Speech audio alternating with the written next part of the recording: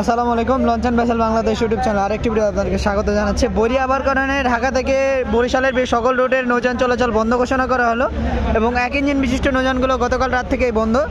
আর এখন ঘোষণা হচ্ছে যে অনির্দিষ্টকালের জন্য পরবর্তী ঘোষণা না দেওয়া পর্যন্ত সকল রুটের নৌযান চলাচল বন্ধ থাকবে। জামাল 5 এই নৌযানটি সন্ধ্যা 7:20 ছেড়ে যাবে, কিন্তু এখন ঘোষণা আসলো যে অনির্দিষ্টকালের জন্য লঞ্চ চলাচল বন্ধ এবং দেখা গেছে অনেক রুটের নৌযানগুলোই তাদের যে কাঙ্ক্ষিত যাত্রা সেই যাত্রা বাতিল করতে। আর এখন বিআইডব্লিউটি থেকে ঘোষণা আসলো বৈরী আবহাওয়া এবং কালবৈশাখী ঝড়ের কারণে সকল রুটের নৌযান চলাচল বন্ধ।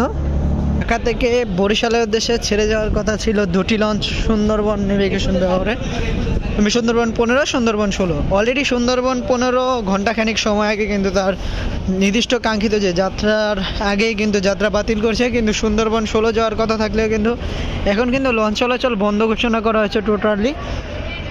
সেটি ডিপেন্ড করবে আবহাওয়ার উপরে। আবহাওয়া ডেভেলপ হলে হয়তো ছেড়ে যেতেও পারে, কারণ এই নৌযানগুলো 9টার পরে ছেড়ে যাবে। এবং সুন্দরবন 15 লঞ্চটি তার যাত্রা বাতিল করে দেখতে পাচ্ছেন ইতিমধ্যে। ঝালকাঠির উদ্দেশ্যে ছেড়ে যাওয়ার কথা রয়েছে সুন্দরবন 12।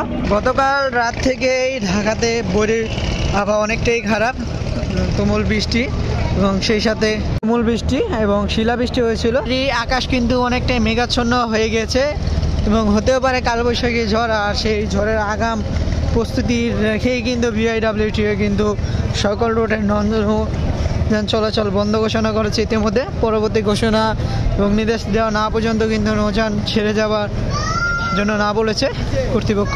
এবং কিছুক্ষণ আগে ঘাট ত্যাগ করেছিল তাশরিফ 3 নৌযানটি বেতা চরপেশন দেশে যাওয়ার জন্য, এখন আবার ঘাটে আসতেছে।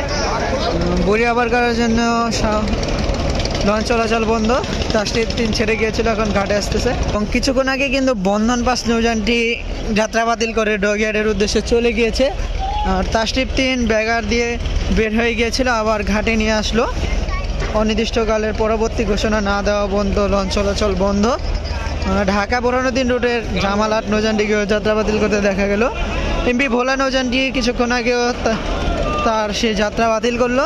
দেখা যাক শেষ পর্যন্ত পারাবত 15, শ্রীনগর 8, কর্ণফুলী 10, শাহরুখ 1 এই নৌযানগুলো কী হয়। এবং একটু আগে জাহিদ 3 নৌযানটি ছেড়ে গিয়েছে। এই নৌযানগুলো বোরহানুদ্দিন উদ্দেশ্যে যাওয়ার কথা ছিল, সেই নৌযানটিও যাত্রা বাতিল করছে। আর এখন যাত্রা বাতিল করলো এমবি ভোলা লঞ্চটিও।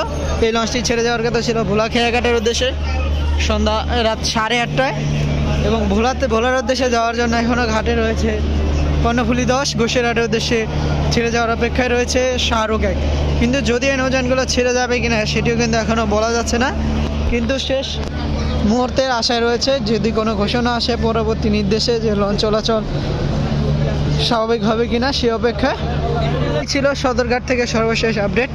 পরবর্তী সময়ে লঞ্চ চলাচল চালু হলে আমরা আমাদের পোস্টের মাধ্যমে জানিয়ে দেব। সবাইকে অসংখ্য ধন্যবাদ এতক্ষণ সাথে থাকার জন্য।